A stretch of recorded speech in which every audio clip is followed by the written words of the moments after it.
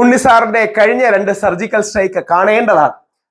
അതുകൊണ്ട് ഉണ്ണിസാറ് മുമ്പ് ട്രംപിനെ കുറിച്ച് പറഞ്ഞ കാര്യങ്ങൾ ഞാൻ പറയുന്നില്ല, അത് നിങ്ങൾ കയറി നോക്കിയാൽ മതി. അമേരിക്കയിലൊക്കെ നമുക്ക് ഭാഗ്യമാണ്. പ്രസക്ത ഭാഗങ്ങളെ കാണിക്കുന്നുള്ളൂ.